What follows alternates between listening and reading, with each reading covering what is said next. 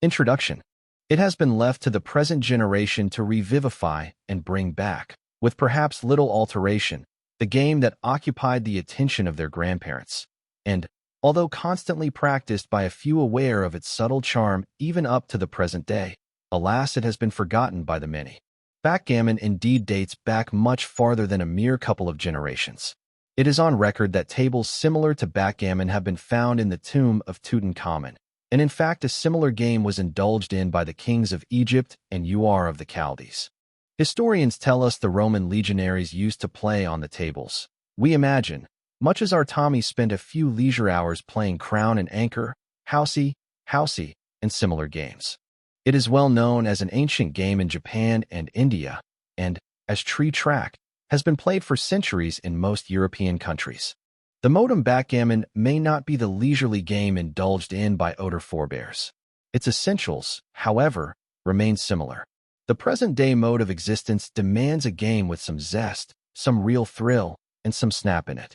In modern backgammon, we find a first-class game not only for two persons, but a game in which a number can join.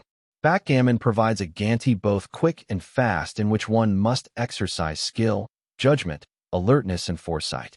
Yet it is not a game which quickly palls or requires profound concentration as in chess, or even bridge or contract. As such, it appeals to the youth of today. The introduction of the doubling system and the gambling element has done a great deal to repopularize backgammon, and the new chouette has made it a popular pastime, which has long been looked for by hostesses all over the country. It is no wonder that, where it is increasingly difficult to get a four for bridge, backgammon tables are always constantly filled. Equipment. Backgammon is played with draftsmen and dice on a specially marked and spaced table or board. The board itself is divided into 4 tables, each consisting of 6 points colored alternately in 2 contrasting colors. See diagram I. The board is divided by a center partition, known as the bar, which separates the inner and outer tables. The whole board is surrounded with a raised side to prevent the dice and men from falling from the tables. To obtain the best game, choose a table or board of ample or large proportions. With a small board, it is extremely difficult to get a comprehensive survey of the positions of the men at a glance. The playing surface should be of leather, cork, or similar substance so that the men move easily and quickly, and the dice are comparatively noiseless and do not irritate the players as when thrown on a wooden surface. The men are 30 in number, 15 of one color for one player and 15 of a contrasting color for his opponent. For the purposes of this book, they will be referred to as black and white. The dice are the usual 6-sided dice, numbered on the faces 1 to 6, and although it is quite in order for 2 dice only to be used alternately by each player, 2 dice each person is now more usual. Large dice with clearly marked pips are to be preferred, and the comers may be square-cut or rounded. The dice cups, or shakers, 1 for each player, are of good size and must be large enough for the 2 dice to turn over easily. They may be cylindrical or waisted and constructed of wood or leather. If the former, they are preferable felt-lined to obviate noise and rattle. The men or pieces can be of wood, ivory, ivorine, mother of pearl, or any hard substance, and must be chosen in relation to the board on which it is proposed to use them. They must be neither too large so as not to fit, or too small so that the player is uncertain of their exact position. If 6 men fit snugly into one of the tables, there can be no question that they are of the correct dimensions. The modern and up-to-date backgammon demands a doubling cube, or doublock, as it is sometimes called. This has the appearance of a dice of gigantic proportions. It is made of ivory, ivorine, wood, or other substance, and is numbered 2, 4, 8, 16, 32, and 64, 1 number on each of its 6 sides. The cube is placed on the table at one side and keeps the players informed at all times of the position of the stakes. See doubling. Layout or setup of board. It has been explained in the section of this book devoted to equipment that the table or board is divided into 4 tables. Each player has an inner and outer table. The players sit opposite each other, and it must be predetermined before play which is to be the inner and outer tables. It is agreed in some circles that the tables nearest the light are always the inner tables, although this is purely a matter of choice between the participating players. The diagram I shows the tables marked inner and outer, and it will be observed the players sit next to their own two tables, and each player's inner table is directly opposite his opponent's. Similarly, the outer tables are directly opposite. Diagram I. A succeeding light is OA right, showing the four tables divided by the bar. Note: 1.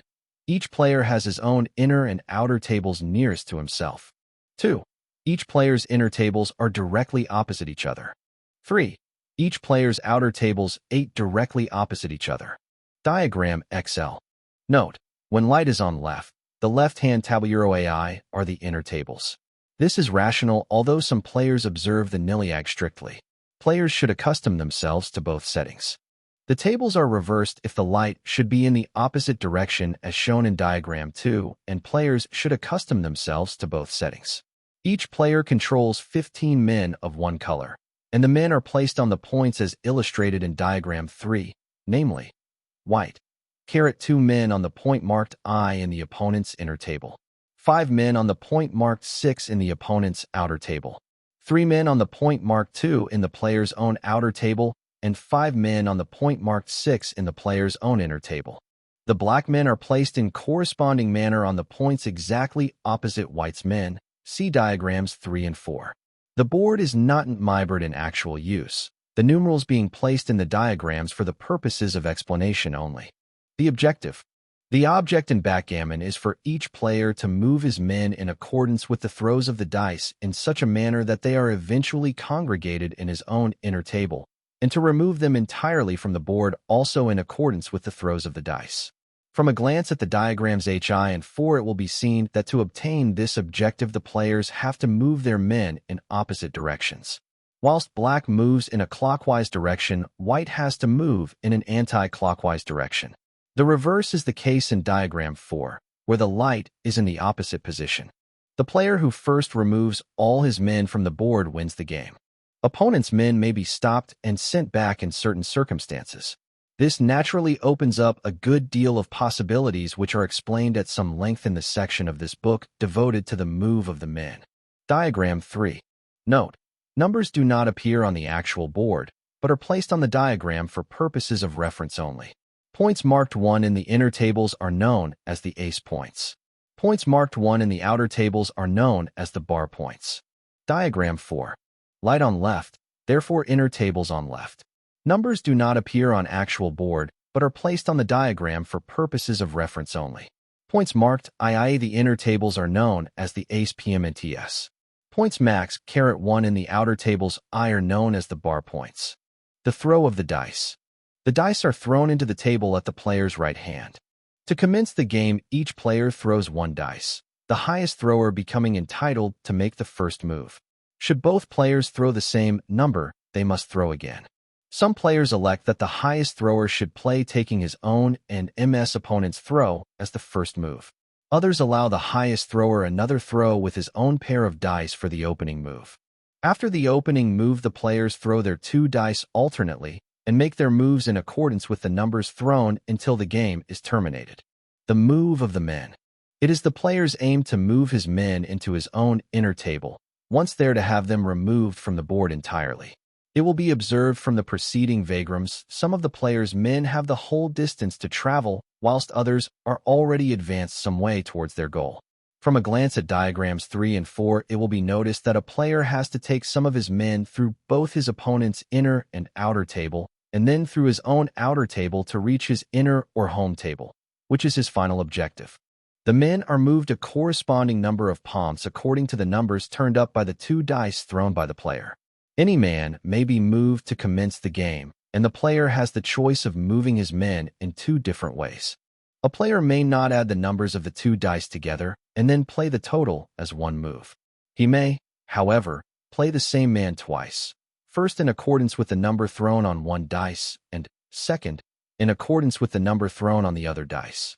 He may move 2 separate and distinct men, 1 man according to 1 dice, and a second man according to the other dice. The point on which the man rests does not count in the move. That is to say, the move commences on the point next to the one on which the man rests that it is intended to move. It will be found of use when playing to remember a move of even number takes the man from a point of one color to a point of a similar color, And conversely, a move of an uneven number takes the man from a point of one color to a point of a different color. During the progress of a game, a player may place an unlimited number of his own men on any one point provided that the point is not already occupied by two or more of his adversary's men. A point is said to be made or blocked if it has two or more men upon it, and an opponent can't place his men upon a point so occupied. A man may not be played on to an opponent's blocked point, as in the case of both numbers being played by one man. In this instance, the numbers must be played separately so that each or either number will allow the man to rest on a point that is I. Unoccupied. 2. Occupied by the player's own man or men. 3. Occupied by an opponent's single man or blot. It is permissible to pass a blocked point provided the number to be played carries the man to either of the three positions above. If like numbers are thrown by the two dice, it is termed a doublet, and double the number of moves are taken, viz. 2 threes thrown allow the player to effect 4 moves of 3, either by the same man or by 4 different men or other method, provided always the move does not bring the man to a blocked point. Should it not be possible to play either one or both dice so as to bring a man onto a free point, the player must lose either one or both points, as the case may be. Instances arise where it is impossible to play both dice, but by playing one dice first, the player is enabled to play the other. At one time, this method was frowned upon by good backgammon players, but now is considered to be perfectly good play.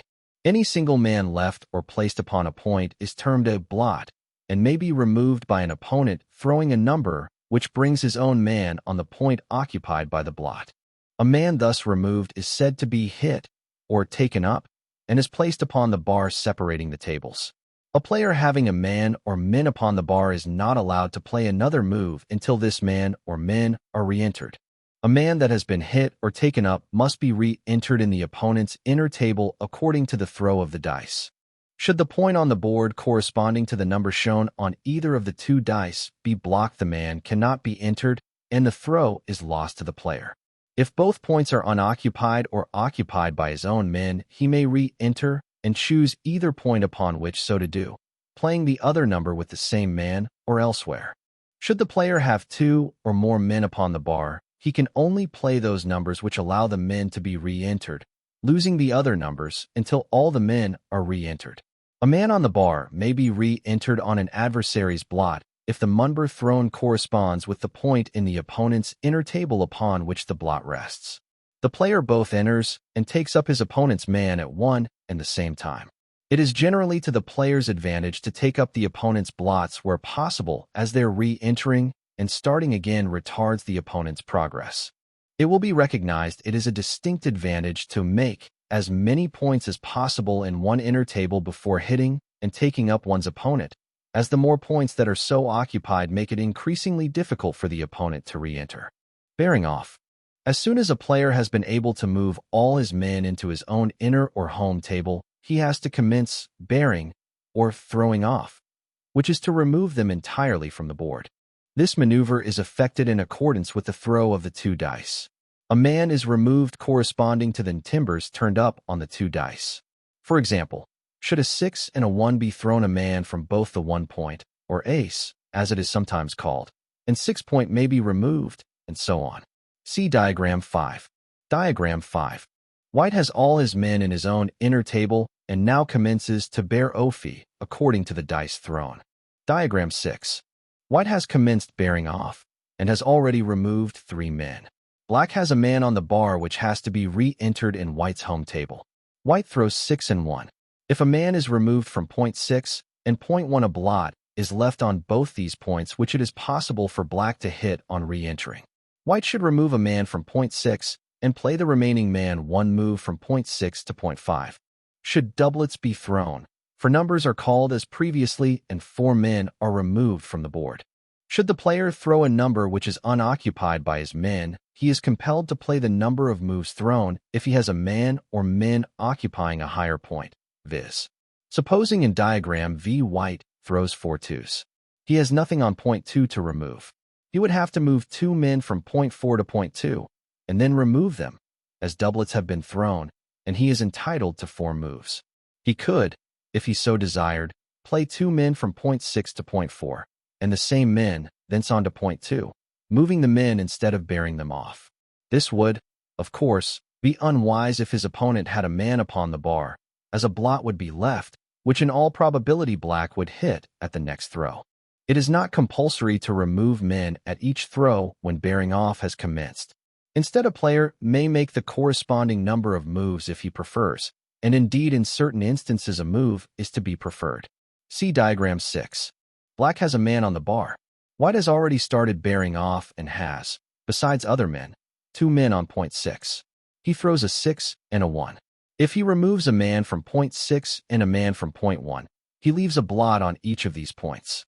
It is politic to remove the man on point 6 and play the remaining man on this point 1 move to point 5, thus removing the danger of leaving a blot to be hit in all possibility by black's man at the next throw.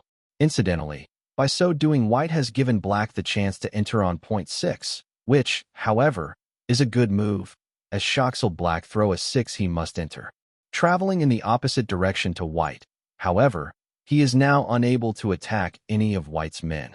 White is, therefore, safe to continue bearing off without fear of being hit by black, and can leave blots ad lib if he so desires. During bearing off, a blot taken up by an adversary has to be re-entered in the usual manner in the opponent's inner table, and bearing off ceases until this man or men have traveled round the board and have again been entered in the player's own inner table. During the process of bearing off, should a player throw a number higher than any point upon which he has a man or men, he is allowed to bear off a man or men from the next highest point. The player first to bear off all his men wins the game. Doubling and use of doubling cube or doublock. It is the modem idea of doubling which has done so much to revive interest in backgammon and put into it that new zest which makes it today so universally popular. When throwing for first move and players are using 1 dice each, it happens on innumerable occasions that like numbers are thrown. This constitutes what is today termed an automatic double. That is to say, the resultant stake or value of the game is now double that which was originally arranged. A further throw of the dice must be made, and it is possible for a doublet to again be thrown. In this event, the value of the game is considered to be once more doubled, and thus if the original stake was agreed as 1 unit at the present stage of the game, it would be represented as 4 units. It so happens that these automatic doubles may recur somewhat indefinitely, and it is left to the players to decide beforehand to mit the number of automatic doubles to obviate prolific scores. After the game has once started, either player may double the original agreed stake. This must be done before he throws his dice and after his opponent's move. The opponent may accept or decline the double as he wishes. Should he decline, the stakes as they stand at that time are surrendered and a new game commenced. Should the opponent accept the double, the game proceeds, the acceptor only, however, having the right to redouble the game in a similar manner. Should he redouble at a later stage, and his double be accepted, this gives the original doubler the right to once again offer a double. The right to double and redouble continues alternately between the 2 players. It will be seen, therefore, that the original stake may be doubled, redoubled, and redoubled again and again indefinitely. Although in actual practice, it is very rarely that stakes are redoubled more than 3 or 4 times. It must be quite clear that a player, once he has doubled, cannot redouble until his opponent has himself doubled. TM's doubling and redoubling may at first seem exceedingly complicated. The introduction, however, of the doubling cube or doublock simplifies matters to a very marked degree. The doublock is the telltale which is placed on the table and informs the players the exact state of the game and the ultimate stake. As explained in the section dealing with equipment, the doubling cube is 6-sided and is numbered 2, 4, 8, 16, 32, 64. At the beginning of the game, it is placed on the table surround with the number 64 face uppermost. With the first double, either automatic or optional, it is turned to 2 and changed to 4 and 8, and so on with succeeding doubles. It is generally placed in front of the player having the right to the next double. At the close of a game, or at any intermediate point, the player can see from the doublock how many times the original stake has been doubled and his liability at that time. The doubling cube has now come into universal use and obviates the old-fashioned and muddling system of matches. Scoring.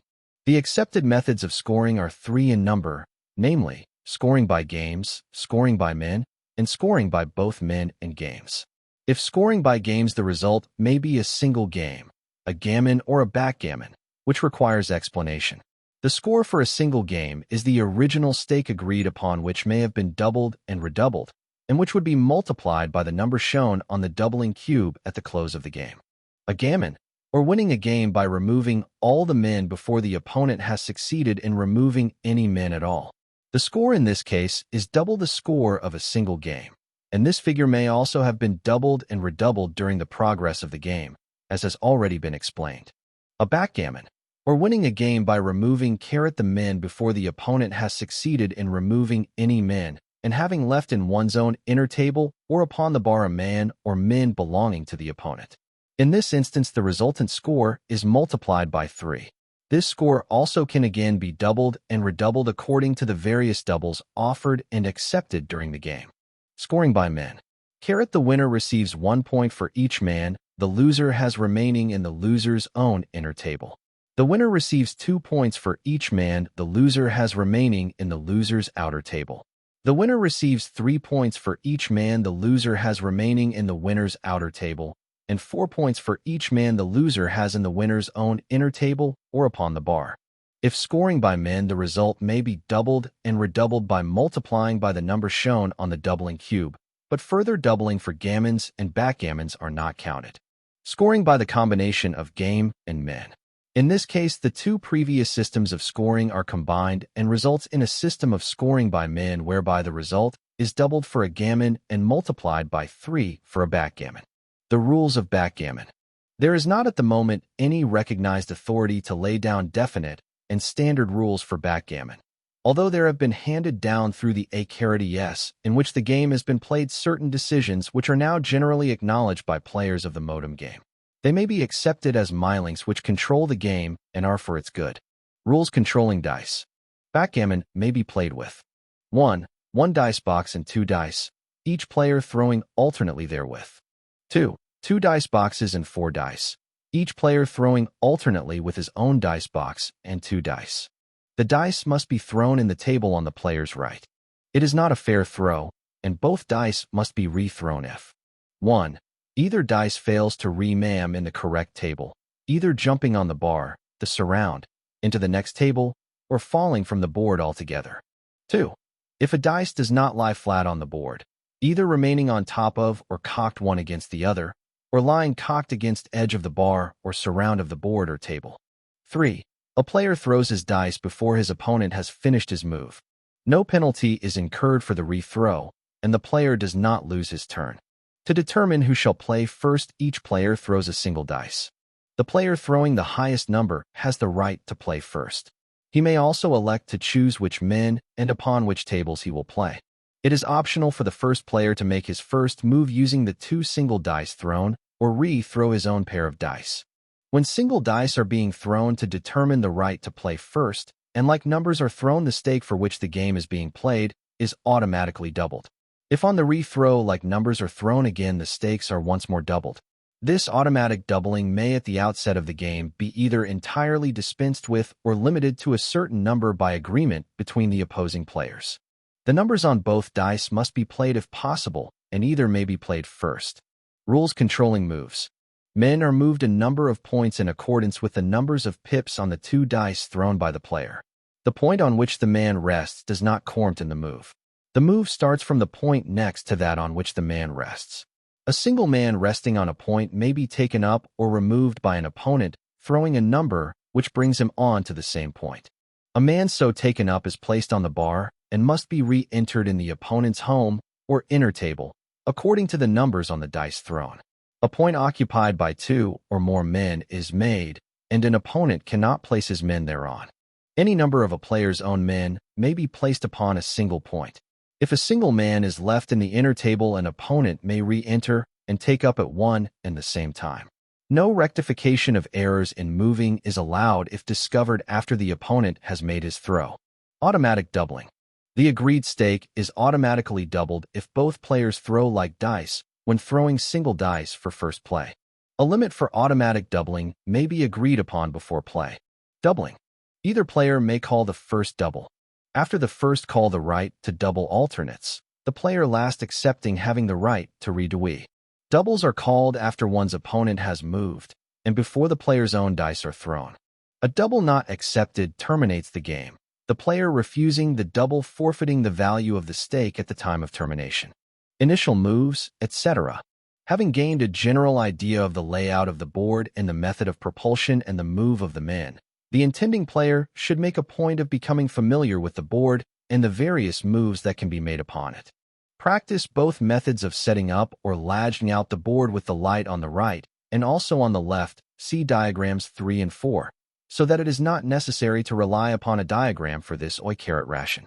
A good deal of groundwork and practice can be accomplished to make the initiate accustomed to the board and positions if several tryout games are played by himself only, operating optimally in his own and opponent's men.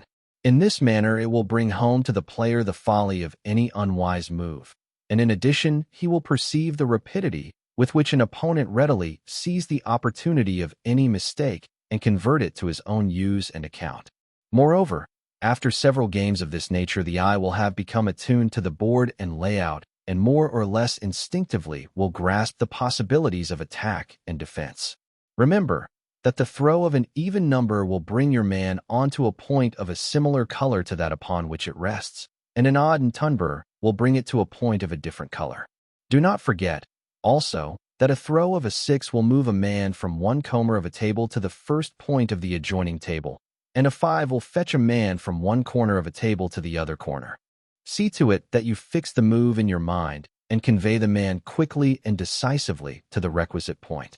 Do not point the move out aloud or tap it with the edge of the man in transit. Not only may this damage the board, but it is not considered good play. There has been no definite or authoritative law governing initial or opening moves, and indeed there can be none. Each player uses his own skill, judgment, and perception to determine what in his mind is the best move for the two numbers turned up for him by Dame Fortune for the opening move. At the same time, there has descended from time immemorial a number of moves which are now regarded as classic or stock moves for opening throws. In an endeavor to make these clear to the novitiate, a series of diagrams has been prepared, and a note describing the move appended to each in the following pages. Diagram 7. Doable 6. White has played double 6. White moves 2 men from point marked 1 in black's inner to point 1 in black's outer table, and 2 men from point marked 6 in black's outer to point 1 in white's own outer table. Diagram 8. Double 5. White has played double 5. White moves 2 men from point S in black's outer table to point 2 in white's outer, and thence on to point 3 in T's own inner table. Diagram 9. Double 4. White has played double 4. White moves 2 men from point 6 in black's outer to point 3 in white's outer, thence to point 5 in white's own imer. Alternative move. White moves 2 men from point 1 in black's inner to points in same table, and 2 men from point 6 in black's outer to point 3 in white's own outer table. Diagram 10. Double 3. White has played double 3. White moves 2 men from point 6 in black's outer table to point 4 in white's outer, and thence on to point 1 in same table, making the bar point. Alternative moved. White moves 2 men from point 2 in own outer table to point S in own inner table, and 2 men from point 6 in own inner to point 3 same table. Diagram 11. Double 2. White has played double 2. White moves 2 men from point 6 in black's outer to point 5 in white's outer table, and 2 men from point 6 in white's ixmer to point 4 in same table. Alternative move. White moves 2 men from point 1 in black's inner table to point 3 same table and on to point 5 same table. Diagram 12. 5-1. White has played double 1. White moves 2 men from point 2 in lut s odo outer table to point 1 sme table, and 2 men from point 6 in twat's own inner table to point 5 same table. Diagram 13. 2 and 1. White has played 2 and 1. White moves 1 man from point 6 in black S outer table to point 5 in white's outer table, and 1 man from point 6, white's own inner to point 5 same table. Diagram 14. 3 and 1. White has played 3 and 1.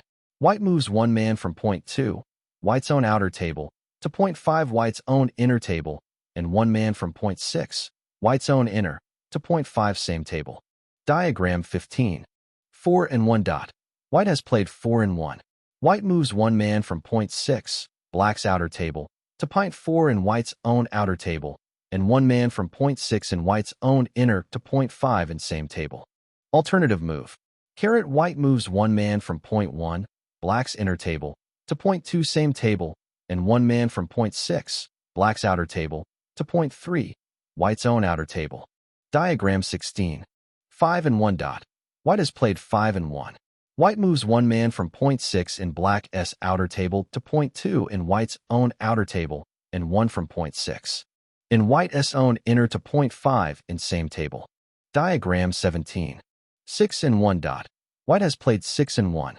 White moves one man from point 6 in black's outer table to point 1 in white's own outer table, and one man from point 2 in vote's own outer to point 1 in same table. Diagram 18. 3 and 2. White has played 3 and 2. White moves one man from point 6 in black's outer table to point 4 in white's own outer table, and another man from point 6 in black's outer table to point 5 in white's own outer table. Alternative move. White moves one man from point 6 in black's outer table to point 5 in white's own outer table, and one man from point 2 in white's own outer table to point 5 in white's own inner table. Outcome 19. 4 and 2 dot. White has played 4 and 2. White moves one man from point 2 in his own outer table to point 4 in his own inner table, and one man from point 6 in his own inner table to point 4 same table. Diagram 20. 5 and 2. White has played 5 and 2. White moves one man from point 6 in black's outer table to point 2 in white's own outer table, and another man from point 6 in black's outer table to point 5 in white's own outer table. Diagram 21. 6 and 2. White has played 6 and 2. White moves one man from point D in black's outer table to point 1 white's own outer table, and thence on to point 5 in white's own inner table. Alternative moved. White moves one man from point 1 in black's inner table to point 1 Blair's outer table, and thence on to point 3 black's outer table. Diagram 22. 4 and 3 dot. White has played 4 and 3. White moves one man from point 6 in black's outer table to point 3 white's own outer table, and on to our man from point 6, black's outer table, to point 4 in white's own outer table. Alternative moved.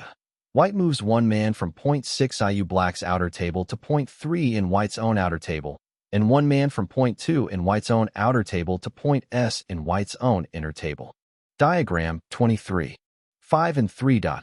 White has played 5 and C. White plays one man from point 2 in white's own outer table to point 3 in white's own inner table, and one man from point 6 in white's own inner table to point 3 same table. Diagram 24. 6 and 3 dot. White has played 6 and 3.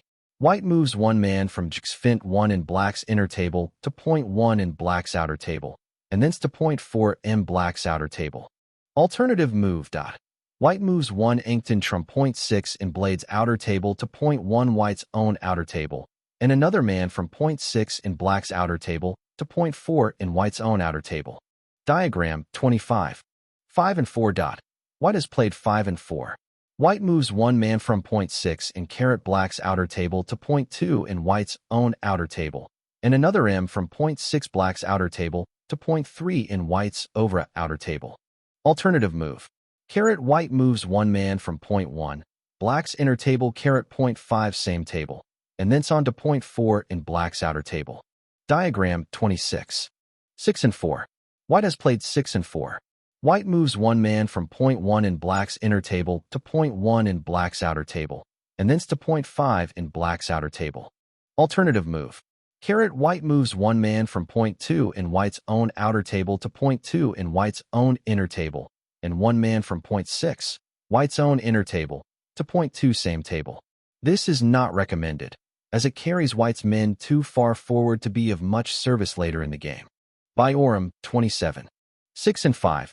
White has played 6 AD5. White moves Oe Ma from point I in black S inner table to point 1 in black's outer table, and thence on to point 6 in black's outer table. This is known as the lover's leap. Chouette. In addition to the introduction of the doubling system, the fact that the new backgammon allows 3, 4, 5, or any reasonable number of people to participate, has done much to renew its popularity. This modern form, or chouette as it is called, permits one player to play alone against a number of opponents. To commence chouette, each intending participant throws a single dice. The player throwing the highest number is deemed to be in the box and plays against the remaining players. The player throwing the next highest number takes his place at the table and with the remaining players opposes the man in the box.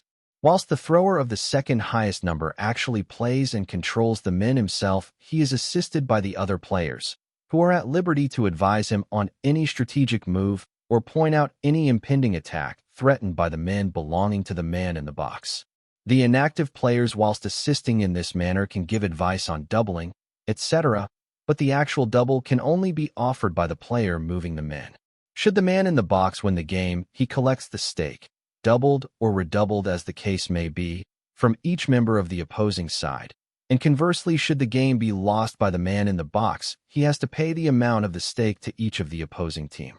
If the man in the box wins, his opponent's place is taken by the player originally throwing the third highest number, and the man in the box again plays all the members of the opposing team as previously. Should, however, the in the box lose in the first game, his place is taken by the player inflicting his defeat, and he joins the team to oppose the new man in the box. The original man in the box places himself last on the list of players to oppose the new man in the box. The game proceeds in this manner until one of the players succeeds in inflicting defeat on the man in the box and takes his place as previously.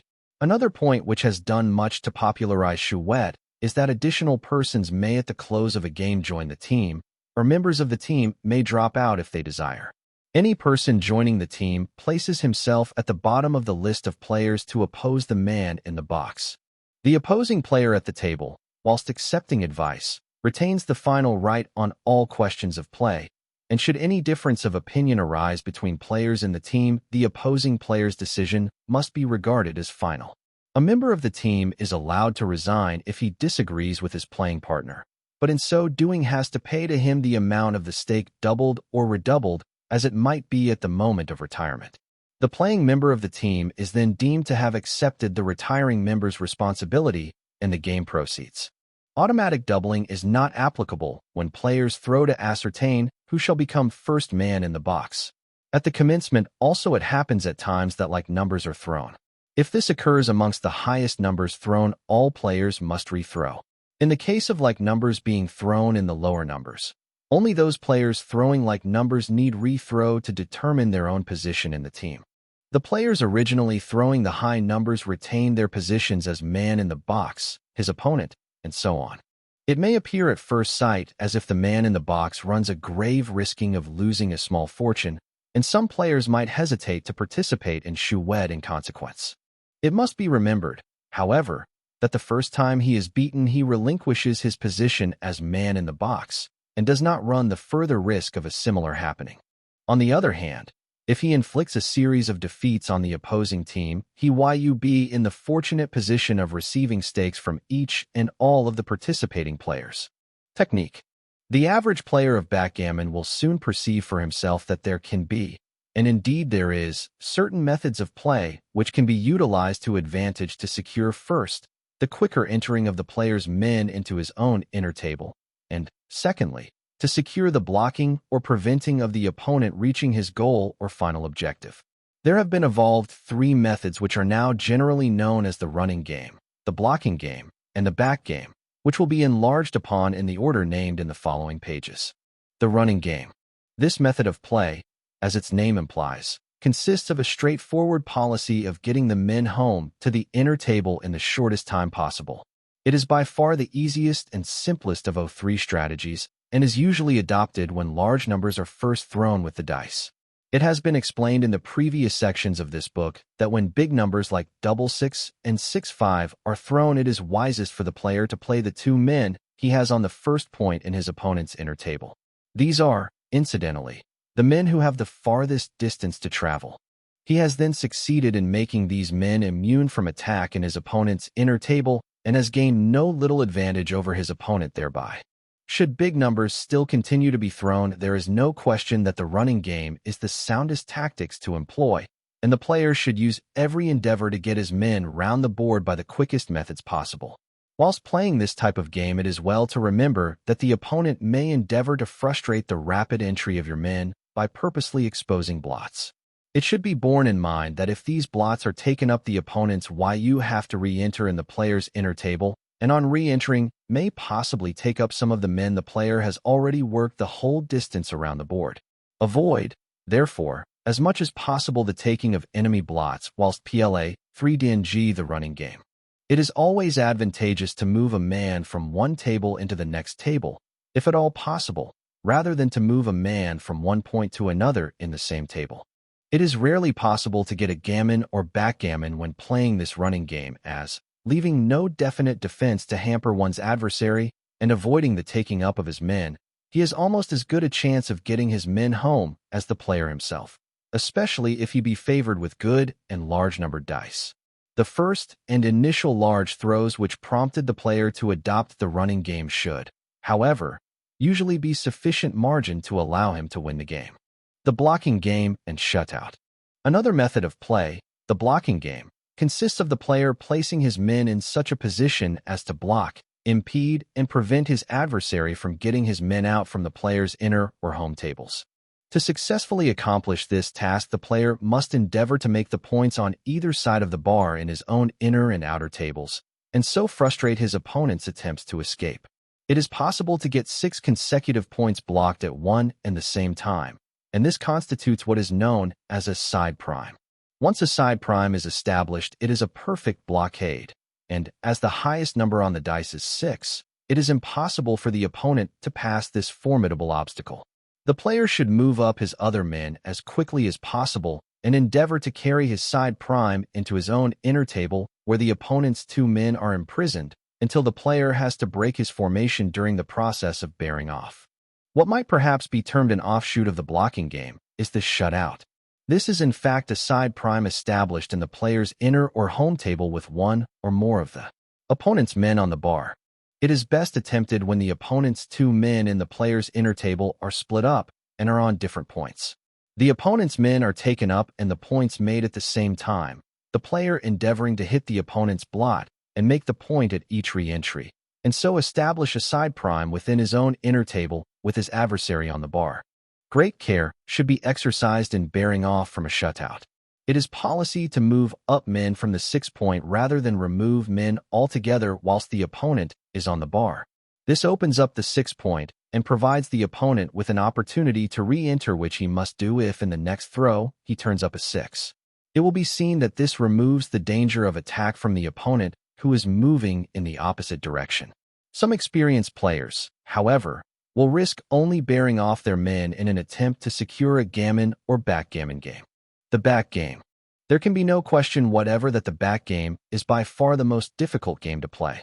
A player winning a back game can only at the best win a single game, whereas, should he lose a back game, he stands to lose a double game at least.